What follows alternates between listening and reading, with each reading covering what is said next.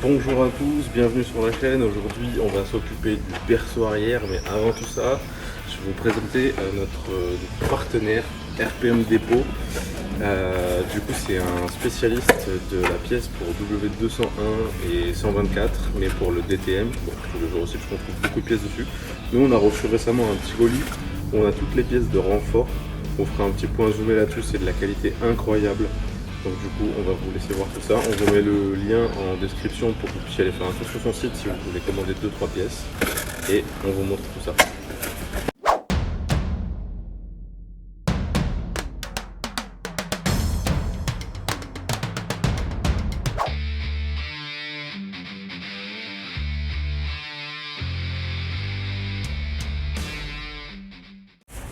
Alors là on a déjà tombé la ligne d'échappement, enfin Paul a tombé la ligne d'échappement.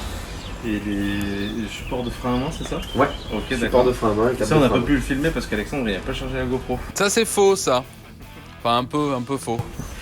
Donc là du coup on va finir de tomber le berceau arrière. Voilà, donc avec là on va attaquer le démontage des durites de frein.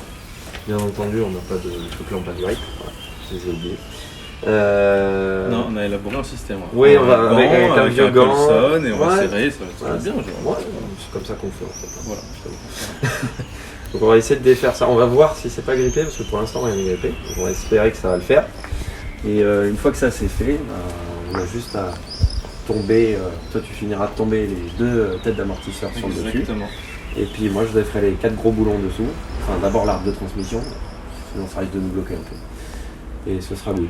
Allez, je vais pas le rentrer toi. Allez. Oh putain. Quoi? Ça me pique dans tout le corps, j'ai envie de vomir. Ça arrive? Regarde ça. Une clé BMW.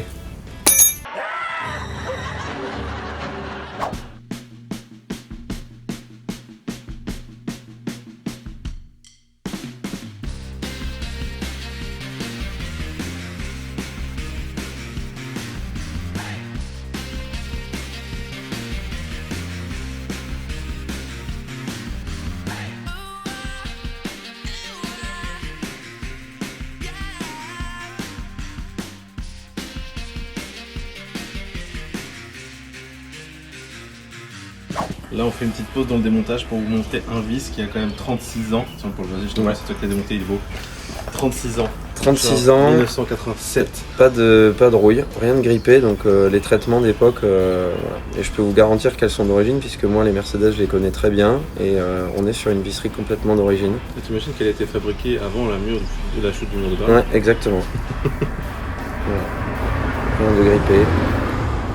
Franchement c'est magnifique. C'est incroyable à voir. Il n'y a rien de grippé sur cette voiture pour l'instant.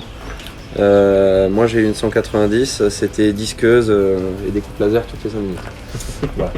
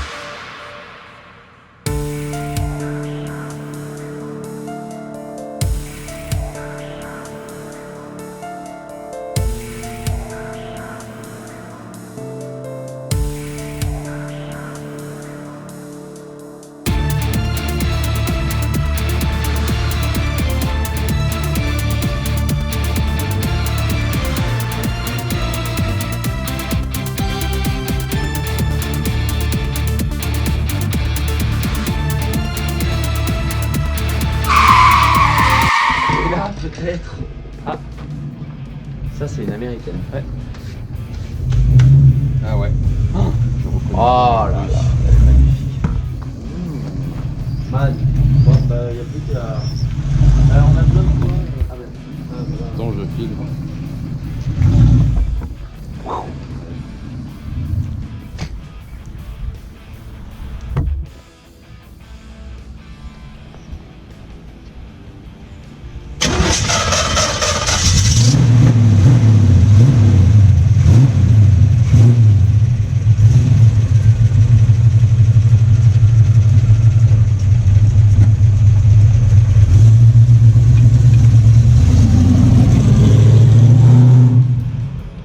le pont est sorti, le berceau aussi, et du coup là on a dû faire une petite pause parce qu'on a notre ami Lionel qui est passé nous voir avec sa Camaro de 72 qui est garée juste dans le coin là-bas.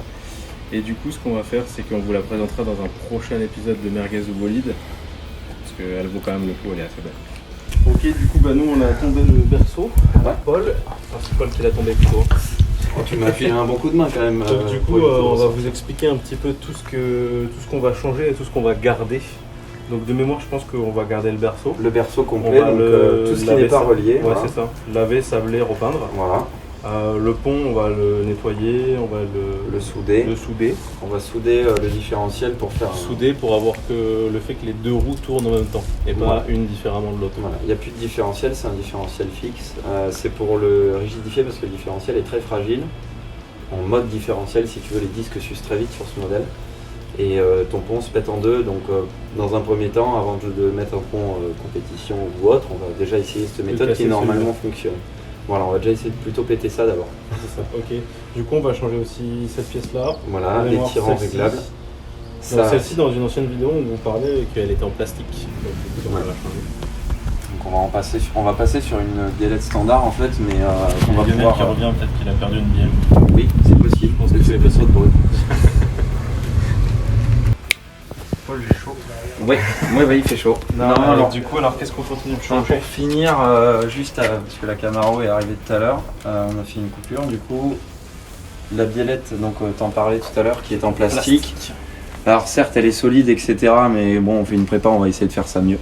Donc, on en a trouvé donc en métal.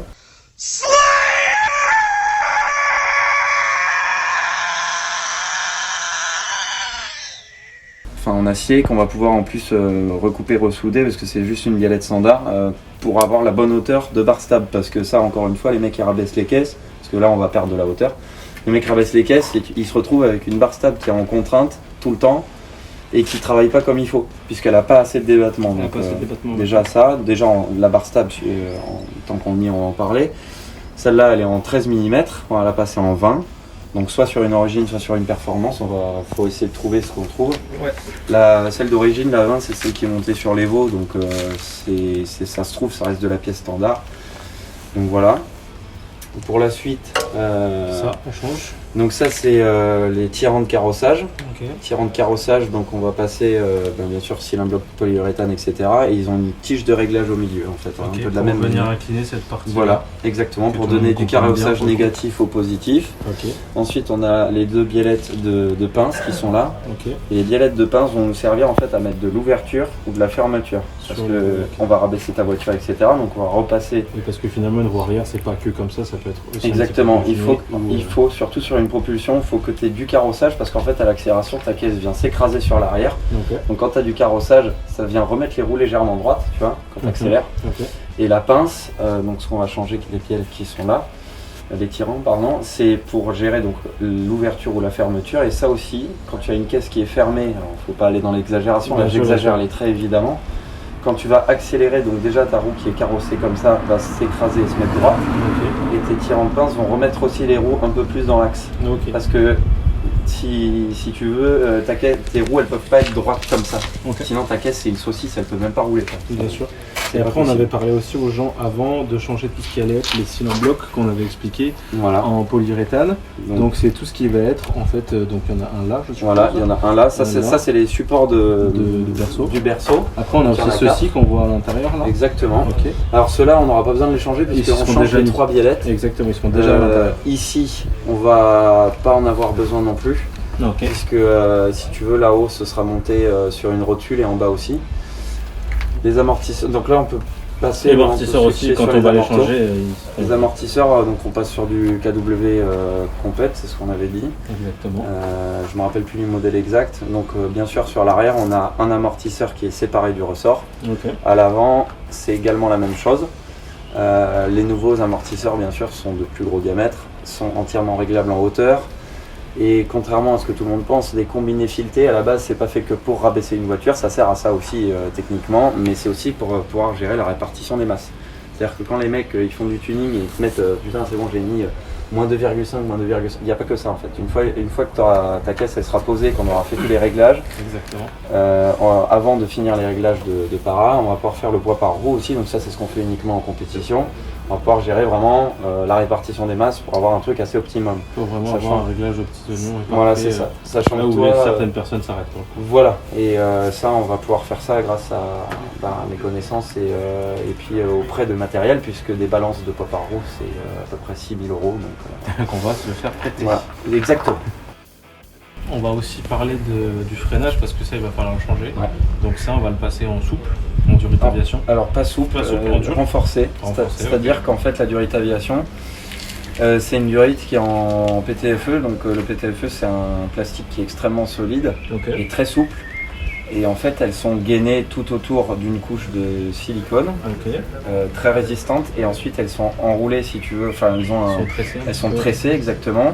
Et repassées par un film de silicone un peu thermoformable si tu veux. Et ça on va soit les acheter sur un site de nos fournisseurs, sinon on ira pareil à celui qui nous fera la cartographie. Exactement. Il les fabrique sur mesure. Ok. Il va falloir aussi changer l'étrier pour alors exactement plus de pistons.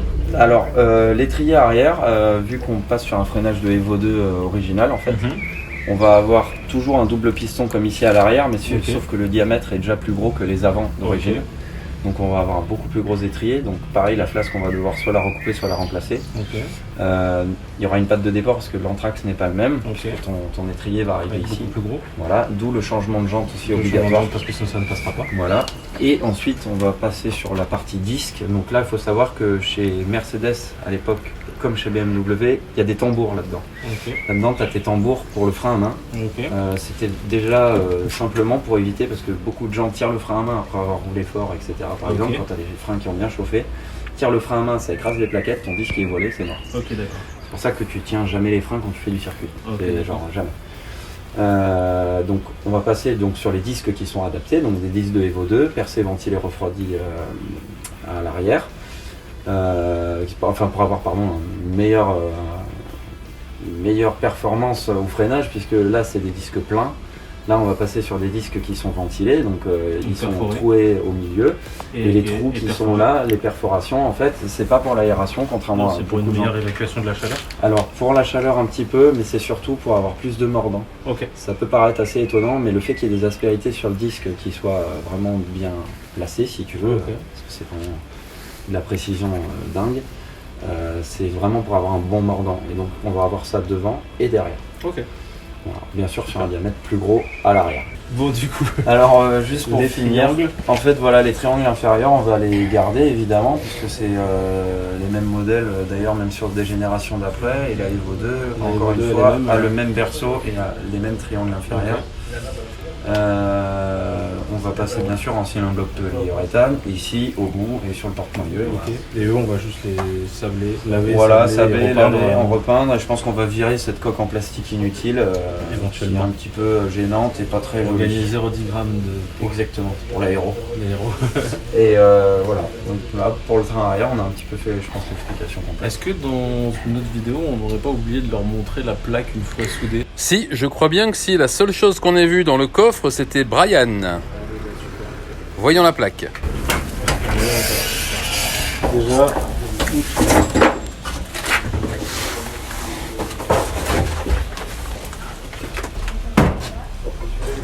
du coup, une magnifique plaque fraîchement soudée. Du coup, elle est encore aspect rouille parce qu'on n'a pas besoin de la repeindre pour le moment. On s'occupera de toute cette partie-là quand on aura déjà bien avancé dessous, parce que là, ça paye pas on s'en fout pour le moment. Donc du coup, on va venir meuler pour avoir quelque chose de lisse. On va venir un petit peu repeindre, jointer là où il faut. Et du coup, il faut aussi qu'on le fasse dessous, c'est hyper important, pour éviter la rouille éventuellement. Donc dessous, ça sera fait une fois qu'on aura nettoyé le berceau, etc. On viendra avec Paul s'occuper du dessous pour tout nettoyer, éventuellement poncer ce qu'on a besoin, et on viendra repeindre et mettre du blackson éventuellement. Donc voilà. Pour là, la part, on n'a pas encore décidé de ce qu'on allait faire. Genre, on va voir si on lisse, si on repeint juste ou quoi que ce soit. c'est pas quelque chose qui Pas va être forcément au utile quotidien. Non. parce que les soudures qui sont dessus sont bien assez solides. Ouais, bah juste moller histoire qu'elle soit propre. Moi, Voilà, c'est sur le seul truc qui me tient à cœur. Sur l'arrière, vraiment, voilà, à la limite, mais sur là, les cordons sont jolis. Ouais, c'est ça. Et de toute façon, on va rien mettre de réellement important dans le coffre, si ce n'est voilà. Les courses, Les oui, courses. peut-être. J'ai la grande Ma foi. Je prends beaucoup de choses. Mais voilà, à part la barre La de barre de renfort, renfort, qu'on va éventuellement, mettre mais ça, ici. on l'expliquera dans une autre vidéo. Bien sûr. Quand on mettra les amortisseurs, peut-être on la chopera Oui, en on le même fera temps. en même temps. Quitte à dépenser 3000 € pour des suspensions. 3200, c'est quoi finalement? Oui, oui, exactement. On va chercher une cornière, on la met comme ça suffit. Moi, je pense. C'est Un tout bout aussi d'aluminium. solide. Ouais, sinon, il me reste des pièces du 4x4, ça peut C'est le faire. bon, voilà. Une barre de direction, ouais, un trou, tout ça. Parfait. Tu sais à quoi ça sert ça éventuellement? Les aérations, là, oui. Ouais. Vous pouvez pas voir, mais on vous montrera après. C'est une petite Alors, aération, genre style. En fait, il y a comme buanderie. voilà, comme des petits volets avec, je sais pas, vous l'entendez peut-être. Ah si, bah, il le voit sur sa vidéo. c'est Oui, parfait. regardez. En fait, ça, c'est tout simplement quand tu claques ton coffre, étant donné qu'il est étanche par rapport à la partie arrière, Ok. c'est-à-dire que le coffre est vraiment séparé du véhicule. Ok, Enfin, d'accord. la banquette, là, tu peux pas la bouger. Derrière la banquette, il y a une grosse plaque en métal. Ouais, ok, d'accord d'accord, ouais. Là, tu as ton réservoir. Et donc, comme c'est entièrement fermé, bah, si tu essayes de pour fermer les- le coffre, C'est pour les gaz d'échappement, enfin les gaz de réservoir, non? non. En fait, Ok. c'est tout simplement, tu pourrais pas fermer ton coffre Ok, à cause d'accord. des joints. Et en fait, ça ferait poum, poum. Ok, Il d'accord. remonterait, il rebondirait. Donc, en fait, c'est tout C'est simplement l'air ça. qui s'en va, ok. Donc, il y en a ici et tu en as aussi au niveau là-haut. On va refermer le coffre. Ici. Ok. Ce ne sont grilles, pas des ventilations de décoration Racing de type Aérodynamique. performance, c'est que dedans sur ce modèle il y a les petits volets aussi pour quand tu claques ta porte. Elle est fermée. Non, Ouais, c'est une voiture d'homme, c'est tout. D'accord. Mais bon, on entend la qualité allemande, écoutez. La beauté de la fermeture. Non mais voilà, c'est tellement étanche en fait ces vraiment bagnoles. pour ça, pour. Voilà. Et ok. tous les véhicules en sont équipés, hein, clairement tous. Ok. Sauf que ceux-là sont voyants. Alors Voilà voilà. celui-là et celui-là. Voilà, alors ici, bon, c'est parce qu'ils en ont mis là, je crois qu'il n'y en a qu'un seul côté, et il y en a d'autres vers le bas aussi, à l'avant, parce qu'en fait, il faut savoir que genre, Mercedes, ils adoraient faire des voitures extrêmement étanches, mais genre vraiment étanches.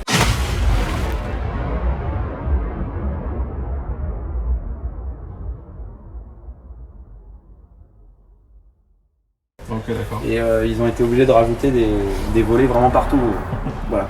Ok, super. Et donc, Paul, pour être un petit peu technique, là, pour changer un peu, si tu mets un otage dans la malle, il peut Oui. respirer. Ouais, exactement. Ok, Ce qui est un peu super. gênant, donc dans ce cas-là, ce que vous avez à faire, c'est juste ressouder une plaque. D'accord, non, vous c'est mettez un sac sur la c'est pour un copain. Oui, c'est D'accord. vrai, il y a un copain. Ok. Ouais. Merci. Non, problème. Ouais. Après, sinon, il a le sac sur la tête. Avec un résident. Ah. Ça fait aussi. Et bien Ils sûr, font des pour gros faire résidents ça, maintenant.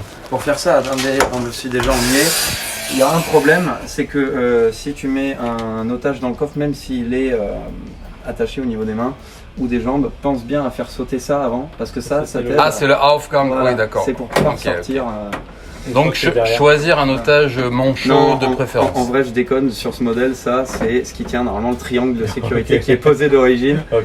C'est pas du tout une ouverture sur la 190, je suis J'ai pas cru que j'allais sûr. devoir chercher de changer de voiture. Non, mais je suis pas sûr que sur la 190, je m'en rappelle plus Non, s'il y je a pense une pas ouverture. qu'on puisse l'ouvrir.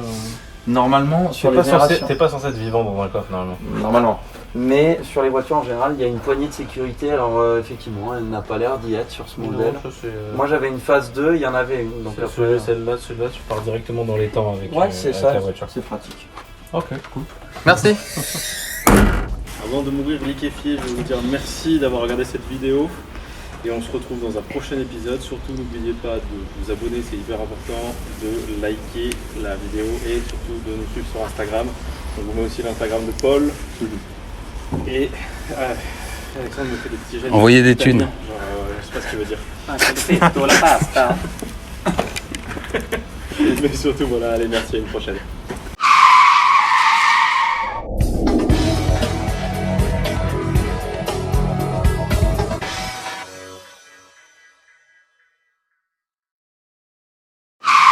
Ce sera tout pour la vidéo d'aujourd'hui parce que malheureusement on ne peut pas avancer beaucoup tant qu'on n'a pas reçu de nouvelles pièces. Mais on va essayer de vous faire un petit contenu qui va faire plaisir aux grands et aux petits. On va aller à un premier rassemblement d'une team qui s'appelle les Jeunes Aberrants. Ils ont été officiellement sacrés association, donc du coup ils ont le droit de faire des rassemblements encadrés par la police, etc. Donc du coup on va y aller.